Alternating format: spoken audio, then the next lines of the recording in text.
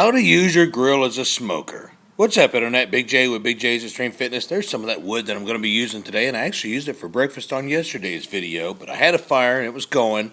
Had some chicken in the fridge and I thought, what the heck? Let's go ahead and cook some lunch and dinner up for today. I like to grab my chicken and throw it on there and spread it out real good. Flip it back and forth a couple times. That way there's no soft spots on the inside and hard parts on the outside when we're done cooking it. Like to season it up with a little bit of Weber's Kickin' Chicken. Some of my favorite seasoning there. See if you can see that.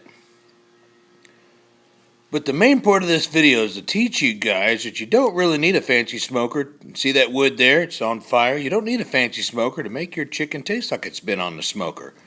I like to put a piece of wood on there and get it going, and then I'm going to carburet it down a little bit. I don't leave it burning on fire like that, but I like to put it on the outside. Got my briquettes right there in the middle, and I cover it up, and then I'm going to carburet it. Got the little flaps on the top. Got one on both sides. You can open it up, close it down. You want to make sure that it's not going to put the fire out and it's not going to get it to burn too high.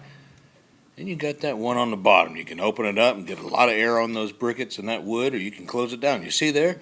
Lots of smoke, but you can control it by closing it or opening it. And the longer you leave that chicken on the outside of those briquettes, the slower and the longer it'll take to cook it, and the more smoky it's going to taste. I like to turn it over every 5 to 10 to 15 minutes, just depending on how hot that fire is. And you see it's all burned out, but it's still nice and hot. The briquettes are white, still putting off at least 250 to maybe even 300 degrees. And you see how I've got it sitting on the side there. It's not right in the middle.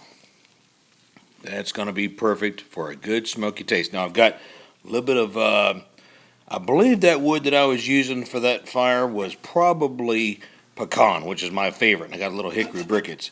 And moving on to the end of the video, I like to cut my chicken right down the center for several reasons. Number one, make sure it's done. I've had salmonella once years ago, and I do not want to have it again. And number two, if I'm going to weigh my food, you can throw 2, 3, 4, 5, or even 6 pieces on there to equate the amount of food that you want.